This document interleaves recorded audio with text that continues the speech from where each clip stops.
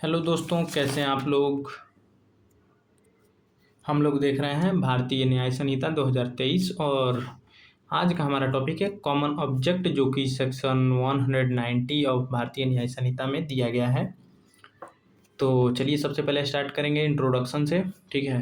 Criminal law recognise that when an unlawful assembly acts with the common object every member of that assembly में become responsible for offence committed in furtherance of that common object.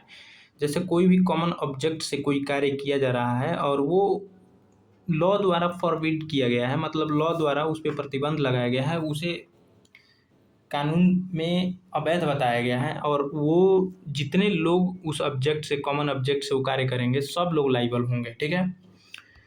तो section 119 of Bharatiya Nyaya Sanhita embodies this principle of constructive और vicarious criminal liability. आपराधिक कानून यह मानता है कि जब कोई अवैध जमाव मतलब अनलॉफुल असेंबली किसी साझा उद्देश्य मतलब कॉमन ऑब्जेक्ट से कार्य करता है, तो उस उद्देश्य को पूरा करने के लिए किए गए अपराध के लिए प्रत्येक सदस्य उत्तरदायी हो सकता है। भारतीय न्याय संहिता की धारा 190 इसी सिद्धांत को स्थापित करती है।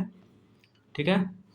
अब मीनिंग देख लेते हैं कॉमन ऑब्जेक्ट का। Common object means the shared purpose of the members of unlawful assembly. ठीक है। It is not necessary that every member performs the criminal act personally. If an offence is committed in prosecution of the common object, every member present at the time be held liable according to the law.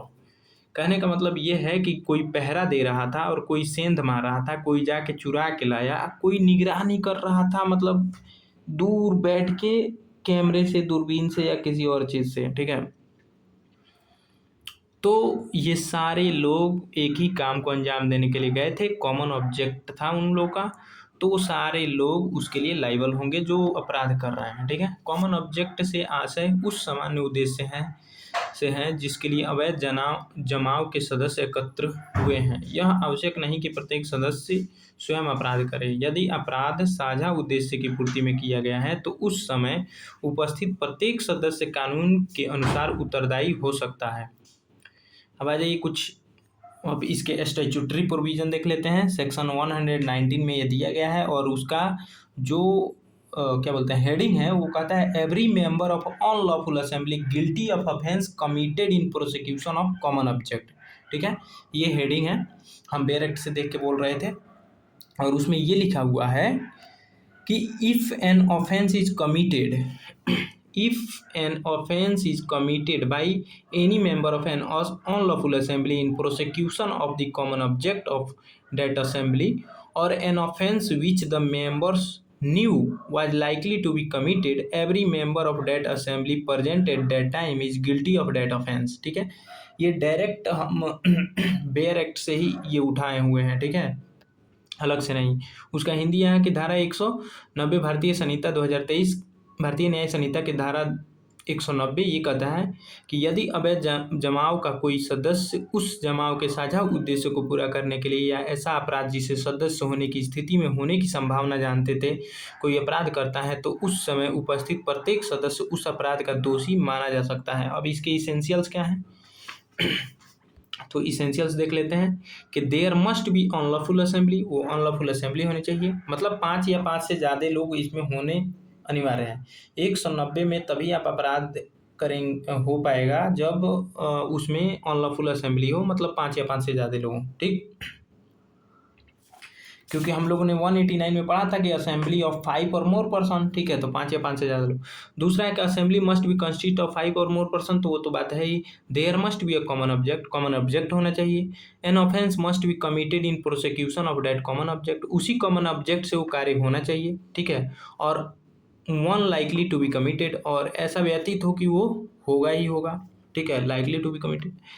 And the accused must be member of the assembly at the relevant time, और उस समय वो उसका member होना चाहिए। ये नहीं कि वो लोग, जैसे हम 5 लोग जा रहे थे ऐसे और उसमें से 4 लोग बोलने लगे कि हाँ हाँ ये काम किया जाएगा, आज सेंध मारा जाएगा, तो उसमें से एक उस बात से नाखुश होकर वो घर चला गया।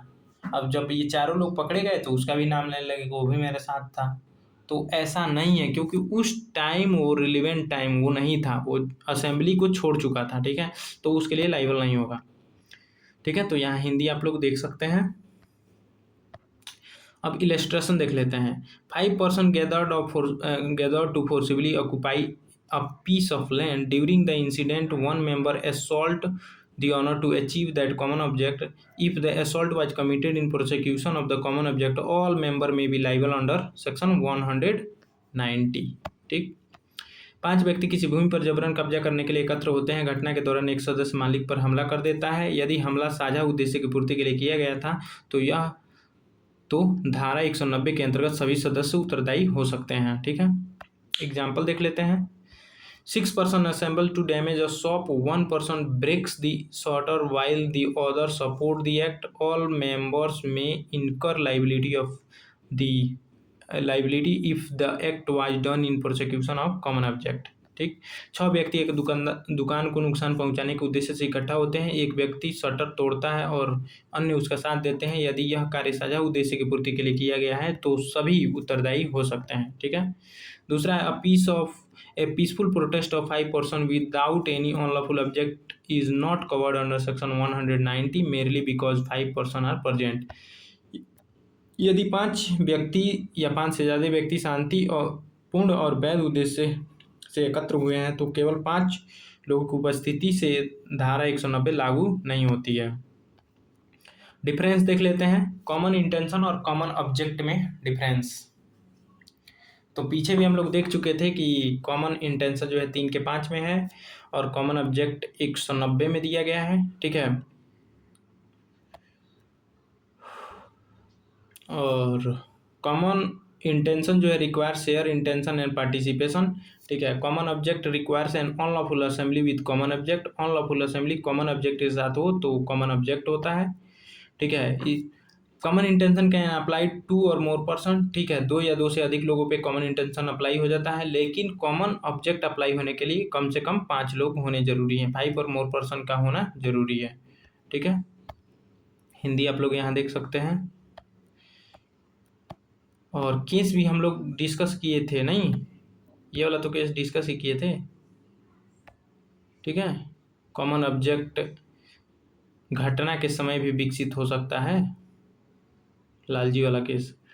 ठीक। एक Masalti versus state of Uttar Pradesh.